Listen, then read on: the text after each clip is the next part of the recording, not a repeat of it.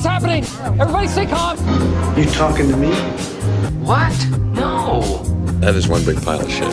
Hello! Hey, does this Coke smell funny? Oh, fuck, what's the procedure? Stay calm! Oh my God! Boy, that escalated quickly. You're goddamn right. Hey, I'm your host, Al. And I'm Pat. And welcome to Are You Still Watching, the podcast where we review and talk about movies and TV shows that you can watch from your living room couch right now. Boom. How you doing today, Pat? I'm doing all right. I've been better, but hanging in there. What's going on today? Just kind of a normal day, isolated like everybody else. Things are going okay. Had a little trouble with a Kickstarter campaign earlier. What happened? So one of my friends I went to college with put in this Kickstarter. He's got this big project he's working on, and he's like $10,000 away from it. So Okay. I thought it's a great opportunity for me to be a great guy, great friend, donate a little bit of money. Because the way Kickstarter works, if they don't reach their goal, you don't have to donate anything. Okay. So I thought, great, I'm good to donate a couple $100 to this guy because he's not going to meet his goal. Perfect. Last second push, this guy's grandma donates like $5,000 to his cause. He gets all the money, including mine. So now his project's getting funded, which is great for him, and I'm out a couple $100. And the project sucks? Oh, I don't know. Okay. It looks like it sucks. All right, so we have a good amount of shit to talk about today. This is officially the first episode of our show, Are You Still Watching? It's going to be a podcast where Peej and I talk about movies and TV that are available on streaming services right now. It's kind of been a long time idea of ours to talk more about movies and do something where we can get involved in entertainment. And recently we came up with this idea for a streaming service only movie and TV review show because we're absolutely quarantined all around the world right now. It is March 29th, 2020, and the coronavirus pandemic has taken over everything. So we thought, what better time to start this podcast, and what better topic to do the podcast on than movies that you can watch in your living room, considering ain't nobody going to the movie theater for the next couple months. And there ain't That's no for good sure. movies coming out in the theater in the next couple months either. Sadly, yes. So I'm Al. I have loved movies since I was a little kid.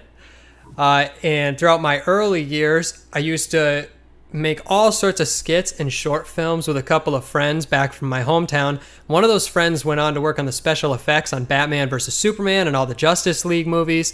And the other friend has gone on to make a career editing content for a major marketing brand. So what did I do with myself? Well, I became a fucking salesman. And then I took all that money that I made in sales and I decided to buy a bunch of equipment to make a streaming show with my buddy Pat where we can talk about movies to a bunch of nobodies on the internet. I'm a huge horror movie fan. I'm a big classic film buff, and my fiance says that I'm way too opinionated. Perfect. And my name's Pat, PJ, Peej, whatever you want, whatever you need. I love movies. I love watching movies, analyzing them, breaking them down, comparing them, ranking them. I look at the stuff that is streaming right now that everyone has access to. Little bit of background about me. Pretty average as far as my film taste goes. Some of my favorite movies are Snatch, Forgetting Sarah Marshall, Goodfellas, The Prestige. I'm not a huge comic book guy. I know Al's got that covered, but I usually like stuff that is kind of, you could feel like it could actually happen, as opposed to a bunch of superheroes saving the world. But, to each their own. I guess me and Scorsese are going to hang out in that camp over there. But yeah, we've got a lot of things to cover today. But first things first, we do, and we have a great review later. We're going to review the film 28 Days Later. But before we get into that, we have a couple news that we want to get into, some movie and TV highlights. So the first movie news update of the day, I guess, from me would be, have you seen the Quiet Place 2 trailer? I have not. Is there a trailer? Yeah, so there's two trailers now. The first trailer for A Quiet Place 2 basically just revealed that they're going to show us what happened before the events that we saw in A Quiet Place. We know that A Quiet Place takes place like 90 days after, I think the title card at the beginning of the movie says.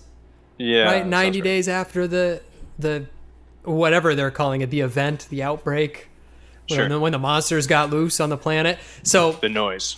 the original A Quiet Place, John Krasinski getting into the horror genre, he's a huge name, obviously worth an investment in a John Krasinski movie because everybody loves him from The Office, but not worth too big of an investment because, it's John Krasinski. Like, who knows if this guy can make a horror movie? So they gave him kind of a small budget for A Quiet Place 1. They specifically designed the movie to have a small budget. They got the entire movie filmed on a farm. John Krasinski and his wife starring in it, so obviously it doesn't cost too much to staff the whole cast. But A Quiet Place... What's that? You think his wife feds him over during the negotiations, or you think she... I think she takes him for a ride. Yeah. She's got a little bit more negotiating power than somebody else might have. Some Weinstein tactics in the negotiation room. It's fucked up.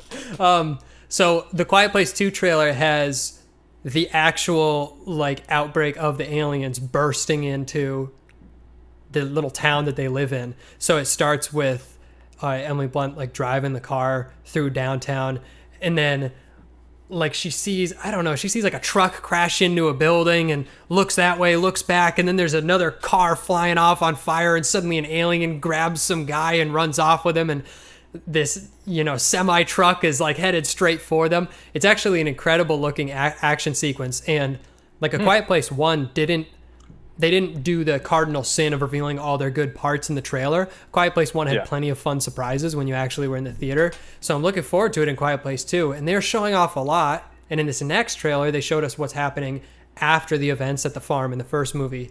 And so Emily Blunt actually meets up with Cillian Murphy, it looks like.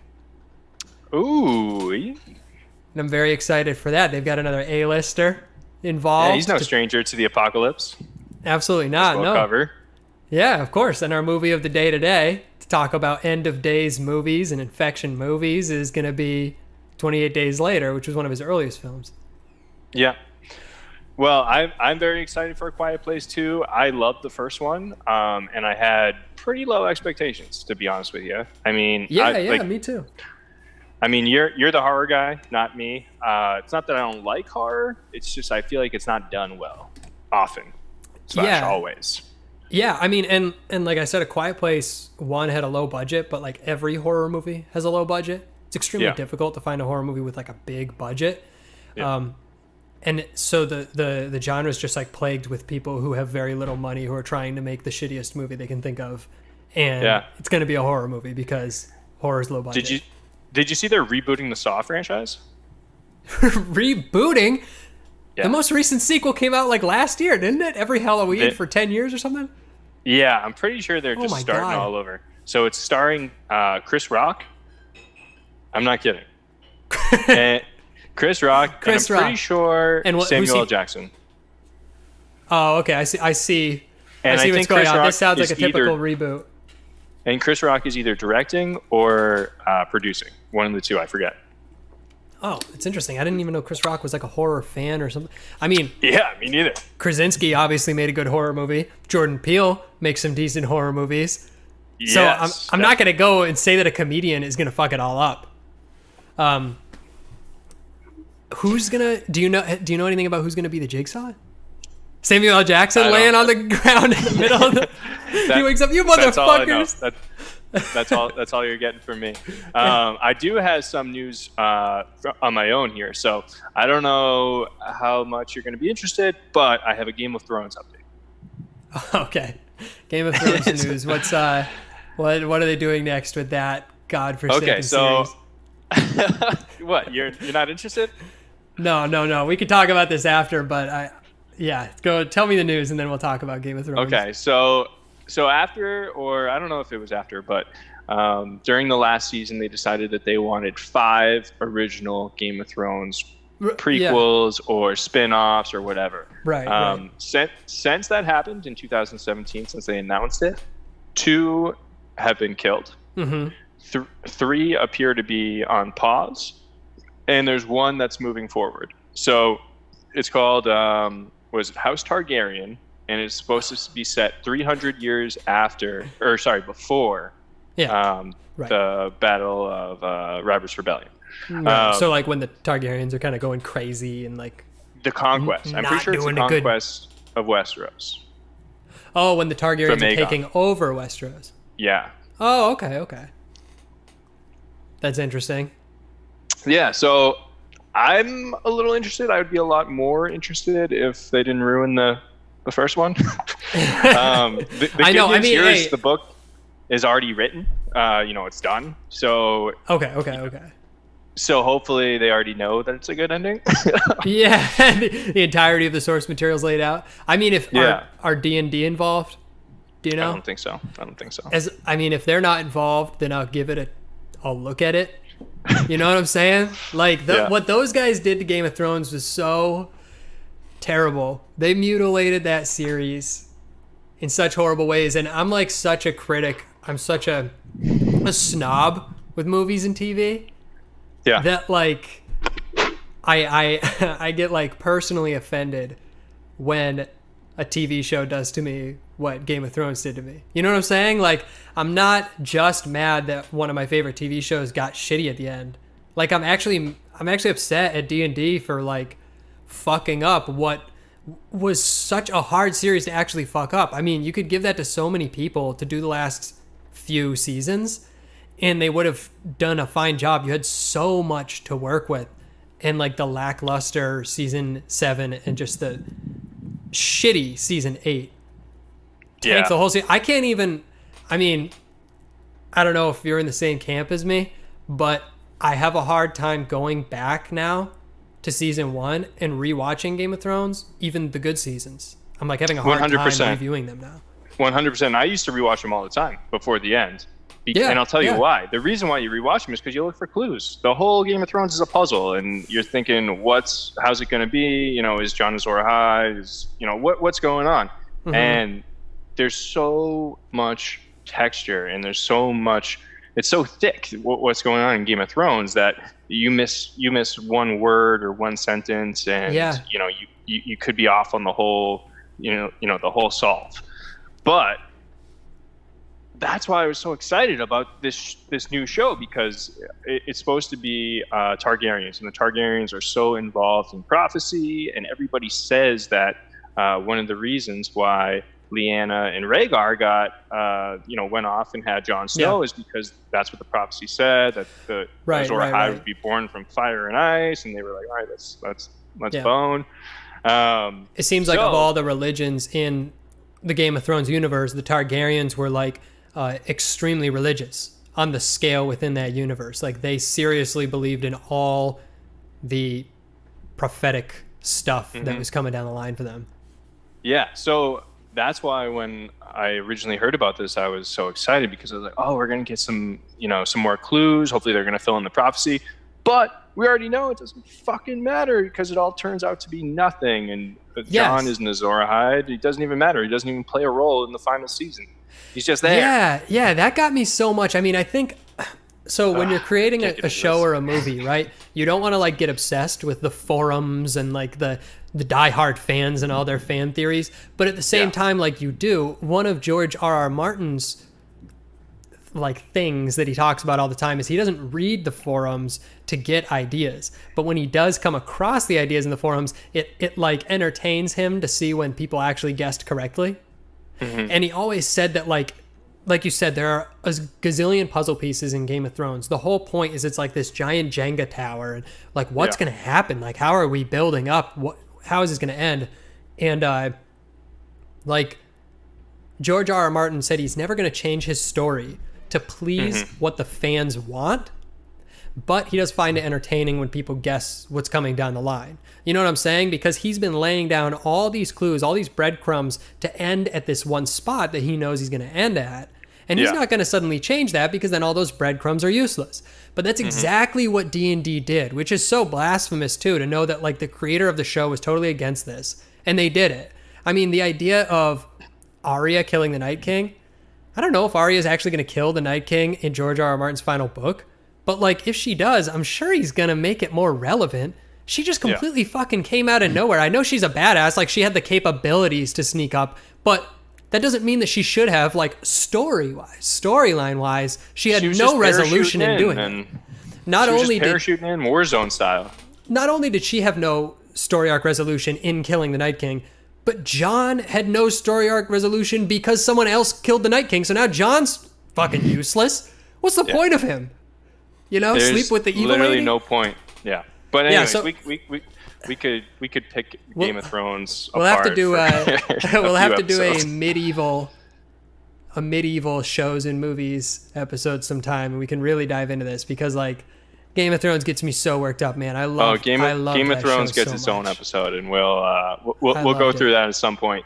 As far as the main preview that we have today, we do have some news surrounding it. Is that right? Yeah. I've got another piece of movie news I want to talk about. This is Our old last news. piece.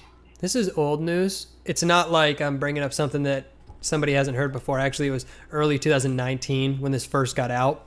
But we I are hadn't heard it. looking into end of days, major pandemic, major crisis movies today. So we want to talk about 28 Days Later, which is a movie that you and I watched this week. That And is correct. to go on some relevant news to that, a third 28 blank later Years? movie kind of has been confirmed by Danny Boyle, the director of the first movie. Tell me about that. So from what I've read, like Danny Boyle and the writer for the original 28 Days Later, who I think did a pretty decent job with creating like this huge zombie movie in the early 2000s, they have an idea for the third movie, which a lot of people think is obviously going to be 28 months later. And because they already did Weeks, right? yeah, they did Weeks, but that was under a different director. Okay. And under a different writer, even, I believe. And it was stylistically similar, but the production team was different, you know, different director, entirely different cast. So Danny Boyle has explicitly stated he doesn't want to make this into a stale series. And a lot of people are worried because it's been so long since the original one came out. But I kind of like that, because what I like is that Danny Boyle didn't immediately just go for the cash cow and keep making 28 blank later zombie stuff until, you know, the thing crashed and burned and died like the Saw franchise. Instead, he didn't have anything great to do with the series for a long time. And then 17 years later, he comes back to tell us, like, hey guys, I actually have a sick idea. The original writer also has a great idea. We think it's going to be new. It's going to be fresh, not stale, not a rehashing. It's going to be a brand new story that we want to tell, and we want to make it soon. Unfortunately, in the article, the interviewer also asked Danny Boyle, like, is there a timeline on this? And he's like, no, I got some other projects in the works. So I don't know if we're going to see this anytime soon. Okay. But maybe one day. But with the whole coronavirus thing going on, right? We can only imagine there's going to be a ton of pandemic movies coming out in the next few years. Very and true. if there's ever a time to release that third 28 movie, I think it's going to be soon. So hopefully he does get back 100%. on it. I mean, he's talking about it publicly. 100%. Well, without further ado, let's jump into the main meat of today's episode, which is our big review from over the weekend. I just finished watching it. I know you watched it yesterday. It is Yes, sir. 28 Days Later. It came out in 2002. So, what's that? 18. Long time ago. I believe it was March of 2002 as well. So 18 years, actually. Okay, wow. This movie can buy cigarettes. I could And porn. I could be 100% wrong about that March of 2002 thing. It also had two releases. It had a release in England where it was created, and then another release in the States and worldwide. Oh, well, so we of only course we care got about it a little States. later. Right. I think we got it in 03. That's super awkward. Anyways, it stars Cillian Murphy, Naomi Harris, and Brendan Gillison. It was released in 2002, like I said, under the horror genre. It was directed by Danny Boyle, and it stars our main character, Jim, who's played by Cillian Murphy, aka Beautiful Blue Eyes. he awakes from a month-long coma to find the entire city of London abandoned. At first, the city appears to have been evacuated in the midst of a major disaster, but after narrowly escaping a group of rage-infected attackers, Jim, played by Cillian Murphy, quickly learns that the horrifying truth. The entirety of Britain has been overwhelmed by a pandemic known as the rage virus. And now Jim, along with a few other survivors, must search for salvation on their own, all while fighting to survive. This movie is currently streaming on Hulu and is 1 hour and 53 minutes. Al, Yes, Peej. tell me about 28 Days Later. You want my review first? I do. I'll give you my review first. I hope I know you hate comic book movies, so I hope this movie wasn't too, of that ilk to piss you off. But I fucking loved rewatching this movie. I think we both talked about, like, I haven't seen 28 Days Later since I was, I think, in middle school. Like, it was probably 2004 when it came out on definitely. VHS. Because I hadn't seen 28 Days Later until I wasn't allowed to watch 28 Days Later. Yes, I was sneaking this. We were in a friend of mine's backyard in a shed behind his garage with this old CRT TV, like big 80-pound TV. And we were on this dingy couch. We watched 28 Days Later, and like I couldn't sleep all night because I was terrified. And movies haven't done that for me for a while. So obviously, it was a long time ago when I was just a little kid. So it was nice to rewatch it now, like 16 years later, and kind of see it with like new eyes. So after rewatching it, I gotta say I really liked it. I was like super pleasantly surprised with the movie. What I found it to do at its best was that every beat that it needed to touch was super poignant. It was super tight. An hour and 50 minutes went by really fast. It felt like the movie was always moving, and they never told us the same thing twice. So it felt like if you see a main character, spoiler alert, by the way, we're going to get into spoilers. We're really going to talk in depth about this 18-year-old movie. So if you want to watch it first, go watch it. Spoiler alert, you do see a character when you see Frank get infected and you see him understand that he's been infected. And he has to go through that kind of like emotional struggle with realizing. That was probably my favorite part of the movie. Me too. I think it was the most impactful scene in the movie, and it was well acted. And by that Brendan actor's Gleeson. amazing. He's in Troy, right? He's Agamemnon. Oh my God, he is. Yeah. So, and they didn't do that again. They didn't have to have another character go through this sadness of becoming infected. And they had a character who had to kill another character because they knew that they had been infected. She had to kill, Naomi Harris's character has to kill her original partner right away, as soon as he gets bit. And I liked seeing that early in the movie, and I liked not seeing it again. Like something that zombie and horror movies, and I mean, The Walking Dead is like the ultimate culprit of this. They show us the same type of scenario happen multiple times. I've already seen this. I get it. But I know how it goes. Yeah. 28 Days Later, every beat was just once. You got it. You get it. And I also really respected the movie for touching on all these political situations, I guess, that they touched on. They do talk about what happened with the government before Cillian Murphy wakes up. Kind of like what happened in the last 28 days. They do it through a monologue early on in the movie with Naomi Harris's character. And I think pre-coronavirus, like if you asked me 6 months ago what would happen in a zombie outbreak, what would you do? I would tell you, like, everybody's got a plan. Netflix. Oh, I go up to my brother's house way up in Vermont. He lives with nobody. And, he'd get a gun. And, you can use the internet to communicate really fast so you'd know it's happening. As long as it's not in your city, you'd know it was happening before. And then all those theories that I had about how I would survive a zombie apocalypse totally got thrown out the window with coronavirus. I've never known, like, even with all our modern technology, we are still way behind figuring this freaking thing out. And there's all this misinformation and this pandemonium. Like, it really does show how on the head 28 Days Later hit it with how society would react and what would be the aftermath of a virus that kills you immediately and like causes pandemonium right away. I mean, we wouldn't be fucking ready for it.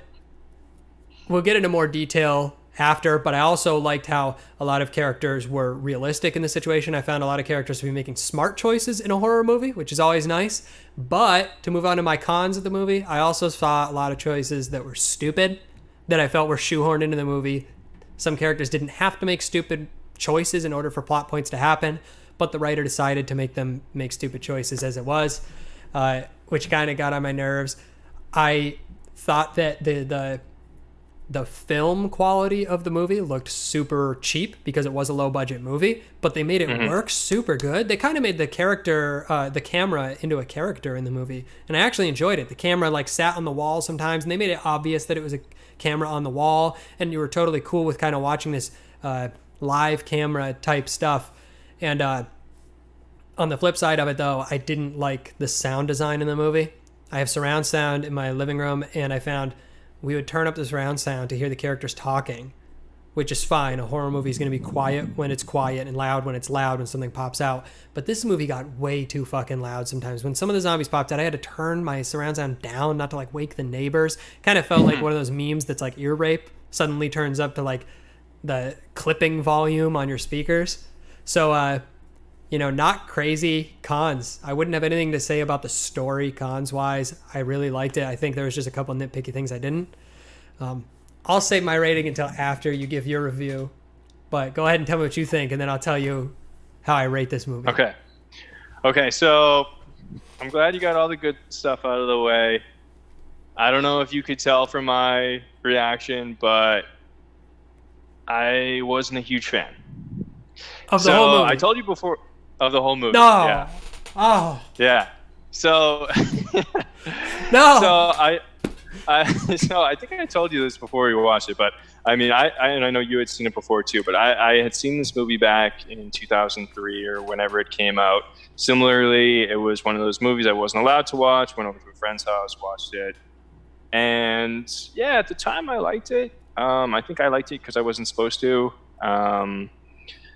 But it still didn't make like a huge impression on me, even though I was really into film at the time. And it kind of, so on the rewatch, I decided to figure out, is this a movie that I just missed because I wasn't, as educated as I am now on film, or is it something that, I just got wrong, or maybe I was right. And I think I was right. Just for my personal opinion. I liked it. Here's how I grade movies. So I have 3 questions I ask myself. Mm-hmm. Do I regret watching it? No, I don't. I don't regret watching it. Kept you entertained for 2 hours, you're saying? For most of the 2 hours, it kept me entertained. We'll talk about that. Yeah, I thought it. Yeah, so I don't regret watching it. I wouldn't watch it again, and I wouldn't recommend it. No recommendation from you. Yeah, so those are the 3 things that I look at for a movie. So I'm glad I watched it. I wouldn't watch it again. I wouldn't recommend it. The only reason I would recommend it would be Corona related because it is topical. I thought it had a lot of good element. $1 million, but they made it work. Say that again. I lost you for a second. The budget $8 million. Right. Yeah, so I feel like they did a lot with that budget. It scared me at the time. I remember that, and I remember. I agree. I think. I know I was a little. I don't want to say scared is the right word this time, but I was like a little like, wow, this is very gruesome. Yes, and they made the movie look like it was more expensive than $8 million. I think it looked a lot more expensive. I think they pulled a lot of really good sneaky tricks to make this thing look like a bigger budget movie than it was. Yeah. So hats off to the production team on that. Yeah. On my first watch, when I was younger, I obviously wasn't familiar with Cillian Murphy, so I was actually surprised to learn now that Tommy Shelby was in this movie. Yeah. Scarecrow. And I also was surprised to see it like right after the intro of the movie, the first scene that pops up is nice overhead look at Cillian Murphy's dick. And we get a butt shot later in the movie too. So if you're looking for, Cillian Murphy, Cillian Murphy nudes at all, 28 Days Later is your film. Yeah. So a movie that I don't regret watching, wouldn't watch again. Wouldn't recommend. Right. Overall, my rating scale 1 to 10. Uh-huh. I give it a 6.2. Oof, that's way lower than me. 6.2 from Peej. I'm going to give this movie, I'm going to give it an 8.2. Wow. And let me tell you a little bit about my rating system, because now that I understand how you look at movies and how you rate them, I'd like to give you some insight into myself. When I watch a movie, I go into the movie thinking to myself, what am I trying to get from this movie? What are my expectations? What do I want out of this film? Mm-hmm. And then I kind of judge in comparison to what I get compared to what I went into the film wanting. Sounds fair. If a film can pleasantly surprise me, that'll help a lot. And if a film doesn't live up to what I thought it was going to be, then that's a problem too. And I want to make it clear, it's not about the different plot points and spoilers that I'm guessing will come and the movie not doing what I think it's going to do story-wise. I'm talking about thematically, feeling-wise, production quality. And I'm a humongous story guy. I think that the best kind of movies should be able to live on their own as a book, or you should be able to read the screenplay and still be entertained. And that's why, for example, like the Transformers franchise, I think is a bunch of expensive garbage. Whereas you got... I was wondering where you were going with that. Yeah. Whereas you got other films that are extremely low budget, like the original Saw, that I think was actually a great kind of puzzle of a film, and a puzzle of a story. I look for characters who kind of develop over the story. I look for twists and turns. And that's one thing that I just expect of all movies as I go in. And for me, I guess not for you, but I thought 28 Days Later did fulfill that for me in terms of story-wise. But I will say it was one of Danny Boyle's earlier films. And I think it showed some of that kind of young filmmaker side to it. Mm-hmm. Like, for example, in the third act, Cillian Murphy kind of becomes a monster himself. He gets filled with rage, not as a zombie, but just as a person. He's like super pissed off at the army guys, rightfully so. He wants to go like sabotage their spot and save Naomi Harris's character. And so he shows up and he's just like out of his fucking mind, you know? And he's got blood all over him and he's in the rain with no shirt because he just decided it's a good idea to take off his shirt at the end of the movie. Yeah, he was running around shirtless in the rain for a while. Yeah, and Cillian Murphy was not a buff dude for this movie, so I don't know why they thought he wasn't like a hunk. So no, he's in the hospital for 28 days. Come on. They showed everything. Yeah, a couple times. But what I liked, story-wise, I did like how they kind of tried to play that card. Like the man turns into the monster because of the situation. He himself was the monster that he was fighting against. Like I said, it wasn't like as sophisticated as some other movies do, but I appreciated them doing that. Yeah. I'm also a sucker for early 2000s stuff, early 2000s music and movies, and this movie had a ton of like rock and roll in the soundtrack. Like he'd be running from some zombies if he What did you think about the soundtrack? Yeah, so it's funny because I actually before we got on, I asked my brother about this movie and he was like, "Oh, I love the soundtrack. It's like my favorite punk rock band or something like that." Yeah. So it's UK, it's punk rock, right? It fits the vibe. It really does. Yeah. I mean, this is like a movie that's exactly early 2000s emo middle schoolers. Like this movie was made for emo middle schoolers. I can if I put myself back in my 14-year-old emotional rock and roll listening self, I'm like, whoa, this movie's the coolest shit I've ever seen in my life. That's the vibe I get from it. It's got boobs in it. It does have some boobs, and it's funny, like zombie boobs. Yeah, Naomi Harris is not going to bear anything, even though she had to go through these scenes where like she's almost getting raped by those military guys, but of course she doesn't have a nude scene. But then like 5 seconds later, in order to please the young boys who are watching this movie, they just have a blonde woman as a zombie run by with her titties swinging around. So they did a little bit of fan service there, I think. Sex sells, even if it's zombie sex. This movie, though, I mean, in terms of its budget, we talked about $8 million worth of budget, but it grossed 86. Yeah. So no wonder. How's that return? Is that a good return? It's okay for a low budget horror movie. That's a great return. For like a, compared to like some blockbuster big movie, you might want to talk in the hundreds of millions. But if you do one guy can fund an $8 million movie. You know, you don't even need like a giant company behind you. It's very low risk, super high rewards. So it's a no brainer why they made 28 Weeks Later, especially with a different writer and director. Yeah. Like, of course they did, man. Whoever owned the property was like, we need to make another one of these ASAP. This thing costs nothing. Yeah, it makes sense. So, all right. Rotten Tomatoes was kind of closer to me, actually, in the ratings. Yeah. Rotten Tomatoes, critics' score was an 87. Audience score was an 85. Which was interesting. Yeah. This actually seems like a movie where the audience would have a higher score than critics. I agree with you on that one. I was surprised myself. And again, I'm not saying that my review is correct. It's just my opinion. That's just the way I feel. Most everyone I talk to loves this movie. I love this movie. And if we're talking super excited we're reviewing it. If we're talking about recommendations, I would extremely highly recommend this movie.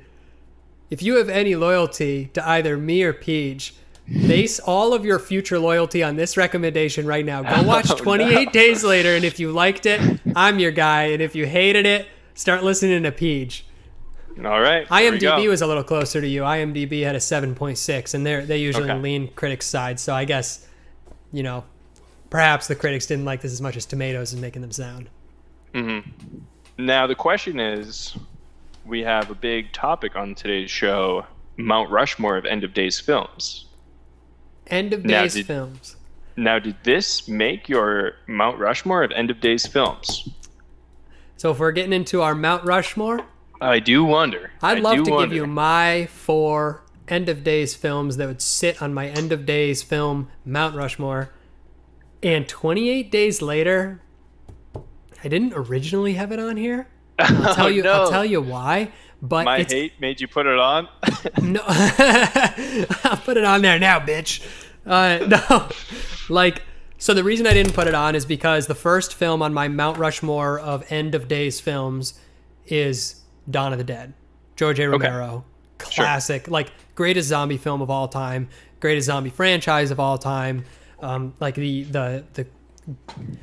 we're talking about a Mount Rushmore, this guy's the forefather of zombie movies. So I had to give it to Dawn of the Dead, and I didn't want to just have all my End of Days movies be zombie movies. The only reason 28 Days Later didn't make it is because Dawn of the Dead makes it first. What are you drinking today? Foam. Yeah. Number 2 on my Mount Rushmore for End of Days films is The Day After Tomorrow. I know. Wow. I know. What? That film is shit. It's a stupid, shitty the worst movie ever. It's a pretty bad movie, but it was like a kind of like a cultural phenomenon when it came out. Everyone was talking about that movie. It made a big impact, and it kind of brought the apocalypse to the forefront of movies again. I think there was Did that come out around all that Mayan conspiracy end of the world stuff? Was that around that time, or maybe a little bit before that? Maybe, but no. I think it was before. I think the movie you might be talking about is an honorable mention of mine. That's 2012. Yeah. Which was, obviously, and that's why I put The Day After Tomorrow on here, is because I think 2012 was also a huge commercial success, and that movie wouldn't fucking exist if it weren't for The Day After Tomorrow. In The Day After Tomorrow, it may not have been that great of a movie, but I also, aside from just the quality of a movie, I like looking at the social impact and the cultural impact that a movie has. There are some terrible movies. Transformers is a great example. They have huge cultural impact on the movie industry and have a ton of popularity in pop culture. And I'm never going to congratulate Transformers on anything they do because I hate that series, but I will for The Day After Tomorrow, because I think that when it came out, it was this huge thing. We were all talking, oh my God, you see a movie where the tidal wave hit New York? Yeah. It was visually awesome. I saw it. It was a visual masterpiece. And it also was topical. That's why it was so popular, I think, was because, remember, The Day After Tomorrow was about climate change. It was about man fucking around with natural order of things, and that was big in the early 2000s or mid 2000s, I guess. The third movie on my list is another zombie movie, I Am Legend. Okay, awesome. And so this movie went in and out of my top 4, so I'm glad you put it on there. Okay. The fourth movie, there's a little bit of a wild card, but it's an end of the world movie. It's Planet of the Apes. Oh, definitely. And specifically, Which I one? know that's what I'm going to say. The original Planet of the Apes obviously is like the end of the world movie because the whole twist at the end of the movie where he finds out it's actually a post-apocalyptic Earth he's on. But you're going to pick Marky Mark? when he shows up and it's the year 2005 and like the gorilla is in the police outfit. Abraham Lincoln? Yeah, Abraham Lincoln is the... No. Fuck that movie. No. My Planet of the Apes movie, if I have to pick one Planet of the Apes movie to watch again and again and again, it's the fucking best one. It's one of the top movies of the year that it came out for me. Dawn of the Planet of the Apes. Dawn of the Planet of the Apes with Andy Serkis playing as Caesar when Caesar like can actually talk and they have the Ape Society versus the Human Society. I think it came out in 2014. That was Wait, is that the one with James Franco? No. That's the next one after. Okay. You think about Rise of the Planet of the Apes. Dawn of the Planet of the Apes is when they're in like San Francisco is completely run down. The apes live out near the redwood trees. Mm-hmm. And there's this tiny group of humans who are surviving. Yeah, I've seen it. And I guess this also would go with... what's the third movie in that new franchise? War for the Planet of the Apes. I guess War for the Planet of the Apes really shows when the humans go, but Dawn of the Planet of the Apes is a great end of days movie because it introduces the movie with this like montage of the virus, the simian flu, overtaking the world and shows how that not only makes apes smart, but it makes humans incapable of speaking and eventually they die. And so it's kind of like the movie that shows you how Planet of the Apes became Planet of the Apes. Okay, a little origin story. Yeah, and it's the best movie in the Planet of the Apes series. I think Dawn of the Planet of the Apes is even better than the original. All right. Well, what's your Mount Rushmore? Yeah, I mean, I don't want to embarrass you with the amazing Mount Rushmore after that, but I will. You think mine's shit because it has Day After Tomorrow on it? So I'm going to start mine off with something that probably would have been on your list if you had included it in the genre. It's a little ambiguous. Okay. What do we got?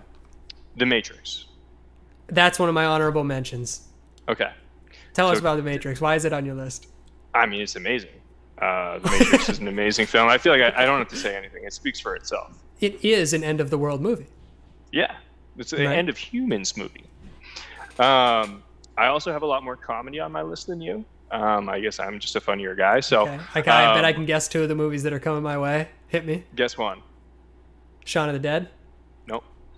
Guess another. Oh, okay. This is the end. Yes. All right. So you know I love This Is the End. This is the end. Yeah, I know you love it. Movies. You love it. I love the Judd Apatow gang, and like I listen to their interviews and stuff like that. So when they're in a movie and they're actually playing themselves, it's just like, oh my god, this is amazing. That movie surprised me. I thought it could flop. Same. Yeah. I thought that many times about Apatow. It really, the whole movie I thought was good. The ending was hilarious. Mm-hmm. And I laughed the whole way through the movie. I haven't seen it for a second time because I'm petrified of it, that it won't be as funny as it was the first time. Yeah, that can happen with a comedy like that. And I don't think I ever will. I just, I want to leave it as it is. Does this cocaine smell funny to you? Like, it's hilarious line. My favorite part of that movie was when he's getting beamed up. Like he's surviving the rapture and he starts yelling at everybody, fuck you, motherfuckers. And then like God drops him and he leaves him. Yeah, hilarious. Oh, man. And then I have one more comedy on my list. Idiocracy. Okay. So that is a good movie. I love Idiocracy. I think it's very underrated. Mike Judd movie. Yeah. Tell me though, with Idiocracy, like when you originally watched it for the first few viewings, for me, the first time and second and third time I watched Idiocracy wasn't on a DVD or at the theater or anything. It was on Comedy Central because they used to run that movie like once a week. Yeah, I think that is the first time I saw it on Comedy Central. But just a hilarious movie and kind of like under the radar, like genius premise. Like I really think that that's what's happening with our society is like all the smart people are having like 1 or 2 kids and all the idiots are having like 12 kids. So we're just getting dumber and dumber as we go. And sooner or later, we're going to be super dumb. And Luke Wilson is going to be hypogenically frozen and then wake up in 60 years and be the smartest guy in the world. Yeah. That's the plot. And the funny hilarious. thing is that Luke Wilson is an idiot himself in the modern day, but in the future, he's like the smartest guy around. Exactly. And the movie is like self-fulfilling. Our president right now is essentially the same president that was in that movie. Is like a WWE star. And he's like, let's go. This country is going to be awesome. We're going to make this country awesome. And it's like insane. Electrolytes, the stuff that plants crave. Idiocracy is like one of those movies that you watch. You're like, how come this wasn't thought of before? It's such a great idea. It's a very easy concept to build on. Yes. Okay, so for my last spot on the Mount Rushmore, I went back and forth on this movie. And the reason why is because it's not a good movie, but it is the best movie. It's grab your popcorn, you're sitting down and you're not leaving because it's got so many fucking stars. You know what it is? No. I'm just thinking about you ripping on me for The Day After Tomorrow, and now you got a shitty movie on your list. Guilty pleasures are allowed on a Rushmore list. It's better than Day After Tomorrow. All right, what do you got? Armageddon. Yes, that's a great one. Yes. Another actually, another one, if I could just interject, is Independence Day. That's kind of on that 100%. Same so vibe too. That was on my Why Armageddon instead of like Independence Day or Deep Impact or something like that? You know, because I like it. And it doesn't go any farther than that. I didn't know we were allowed to use that one. It's because it's full of stars. Everyone in it is an A-list actor. Yeah, the movie pacing is unbelievable. It's a full movie. It's what's his name? Explosions, right? Michael Bay. Yeah, it is. It's just a perfect movie. I really think it is. No one's bored during the entire movie. You're not bored. You're invested. You don't want the human race to go away. It's quick. You just want Ben Affleck to play animal crackers on Liv Tyler's tummy and live happily ever after. And you know what? You get. I think I really enjoyed the type of guilty pleasure movies that came out back in those days. Yeah. Like that movie's so corny and so cheesy. But like they're not trying not to be corny. It's not that they're trying to be cool and they're ending up corny. They're totally cool with being corny as hell. And that makes for a very fun movie to watch. Let's make a blockbuster movie that's going to make hundreds of millions of dollars. Yeah. It's not going to be Citizen Kane, but it's not going to suck. Yeah. Yeah, I agree. And it's going to make my Mount Rushmore. And it's going to make Pat's Mount Rushmore on some YouTube podcast in 20 years. Exactly. I do have some honorable mentions I do want to mention. You?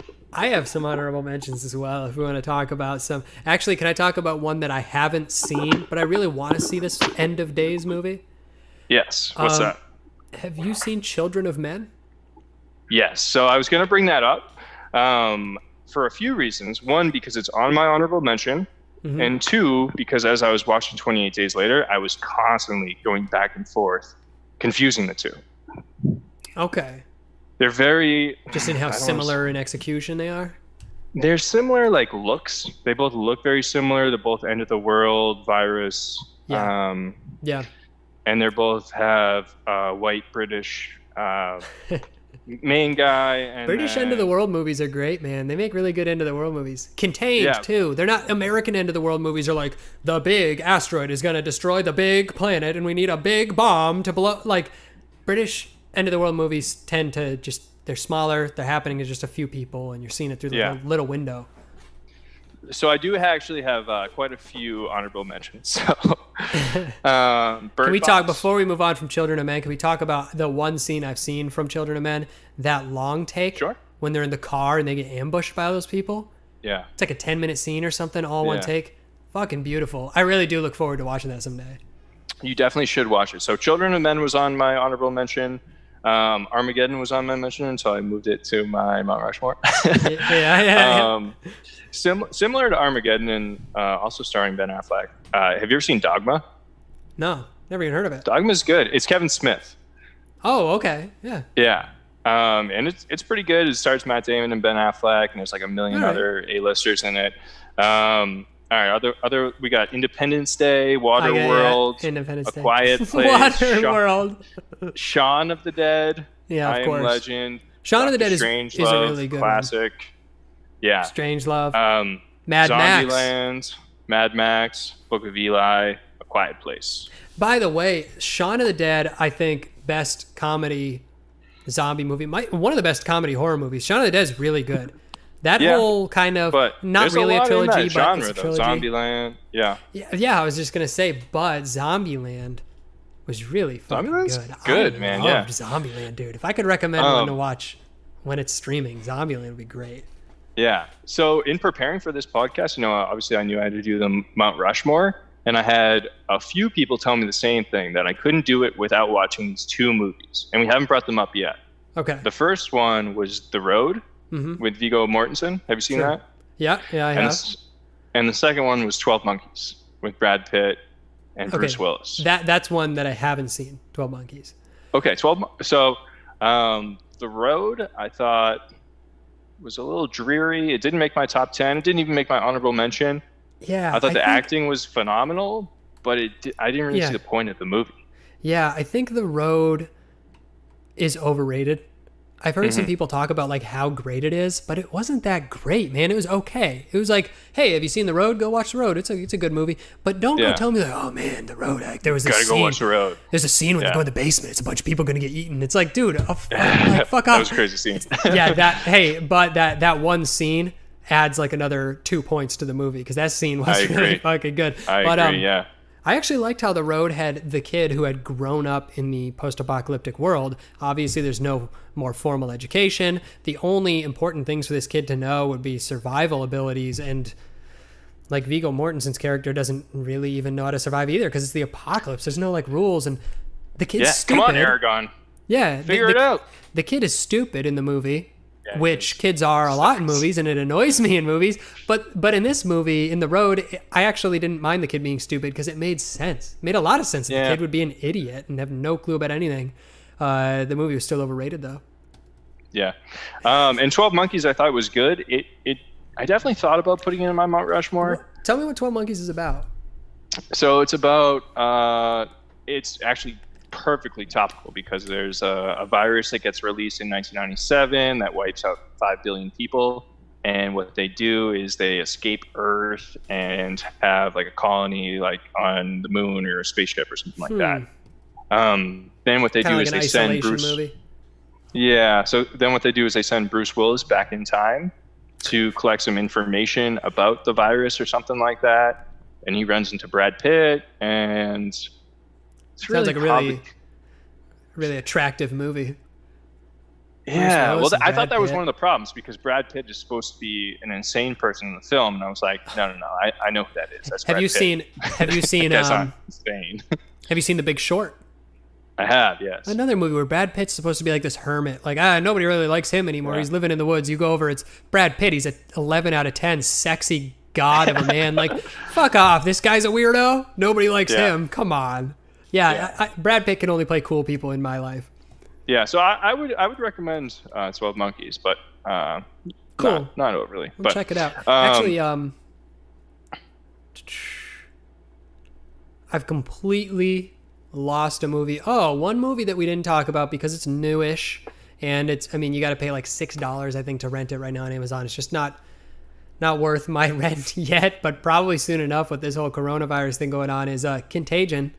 Oh, yeah. It's a movie. I don't think either of us watched it, but probably could have been worth a discussion. If we had watched it, I'd be interested in watching it down the line.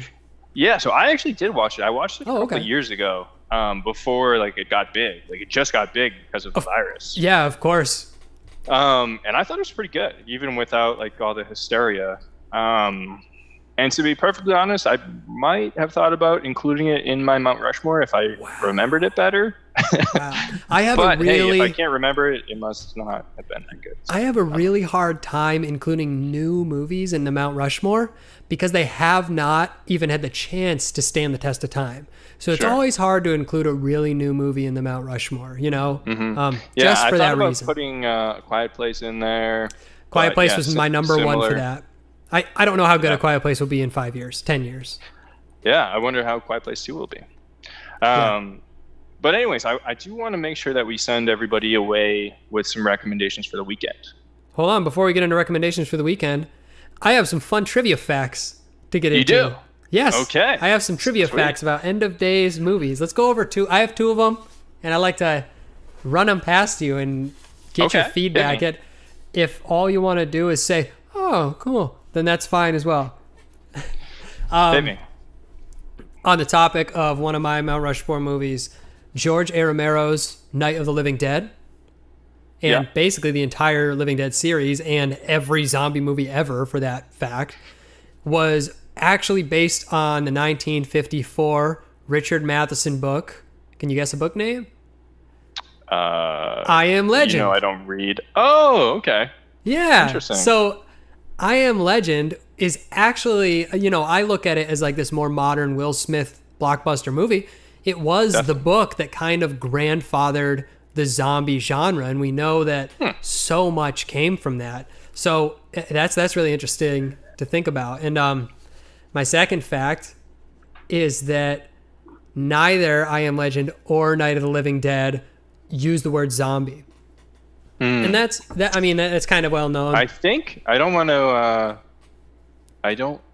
to say anything wrong, but I don't think World War Z says the word zombie too. I feel like that's and true, it's called but maybe World not. War Z. Yeah. I think most zombie movies don't call them zombies.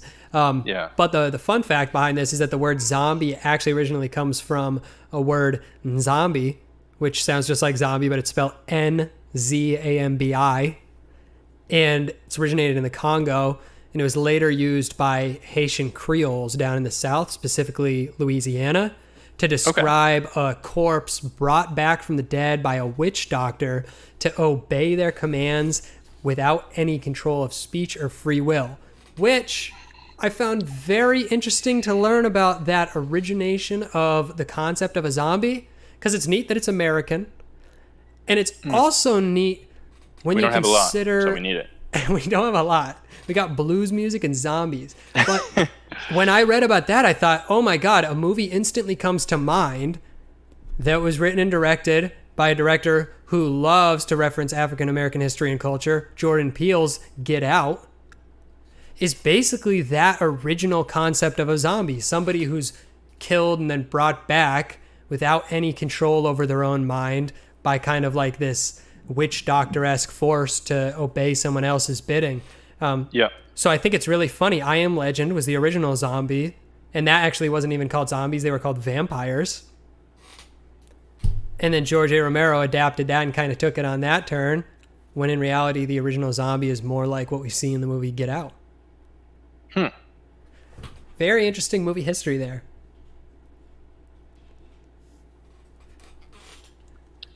Interesting.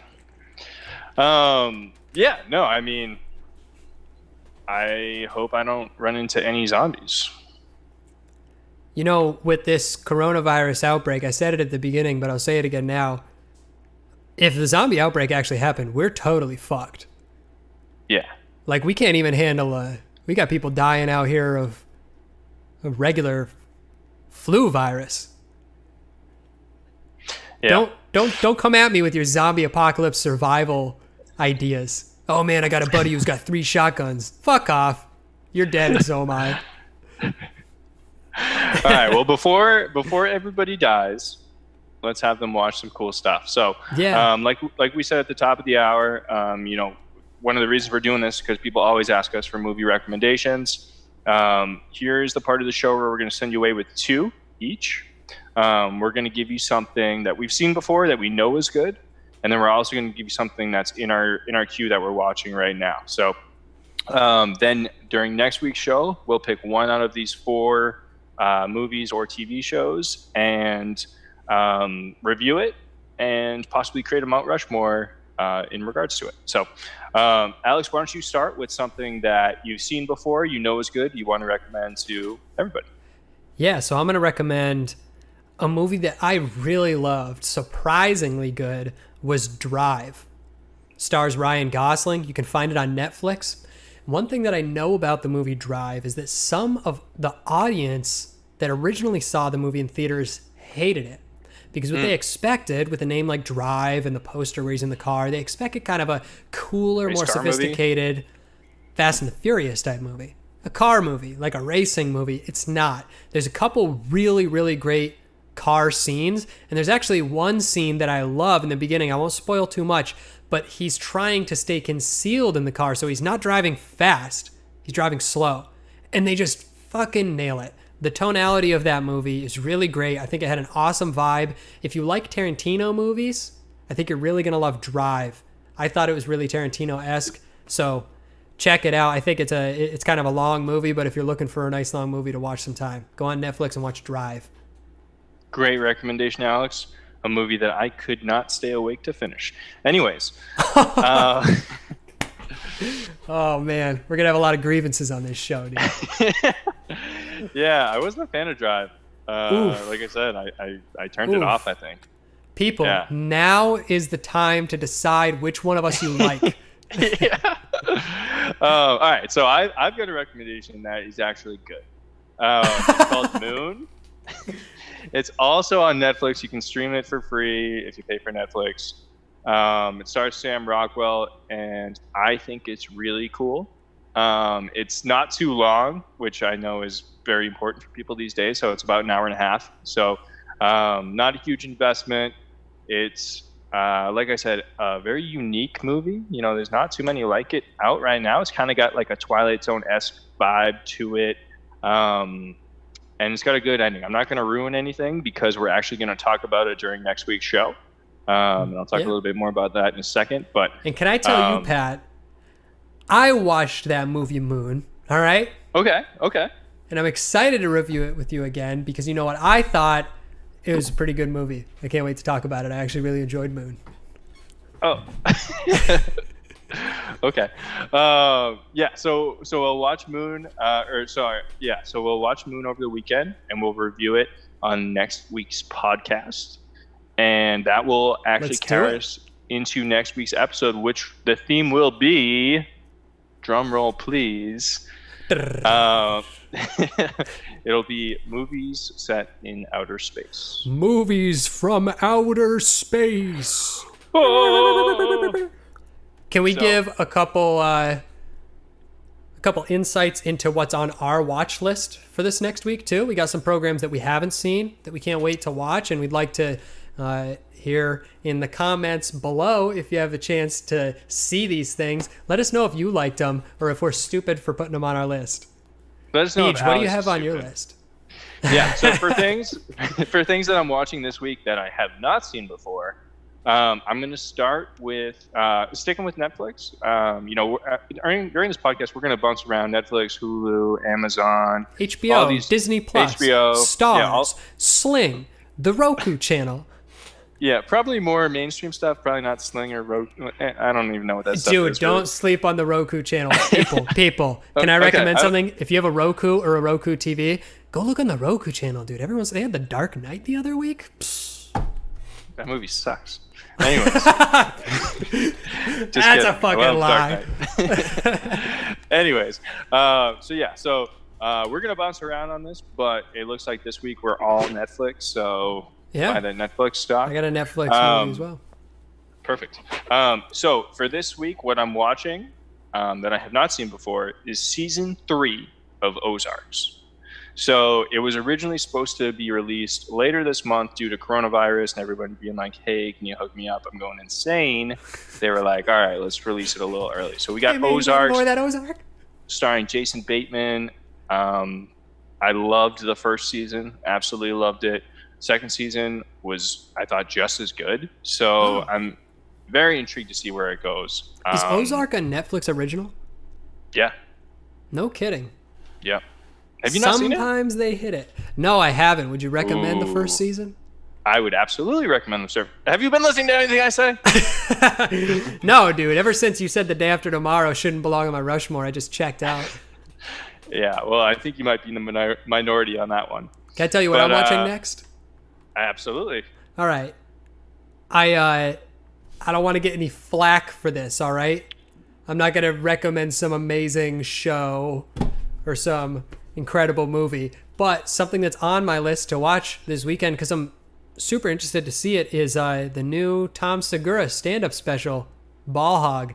It's on Netflix, and I love stand-up comedy, and I love all of Netflix's stand-up comedy specials. They were kind of early to the game with this idea of adding stand-up comedy to their platform, and it's really carried them. They've done a great job on them, so Segura's the man. I can't wait to see that. Awesome. Well, I want to thank everybody for being here with us today. We got a great show coming next week. Like I said, we're going to be reviewing The Moon, which is currently streaming on Netflix. We're also going to be doing the Mount Rushmore of our movies from outer space. And as always, we'll be doing the news and some cool trivia for you guys as well. It looks like Alex is floating away, so we're going to have to sign off for now.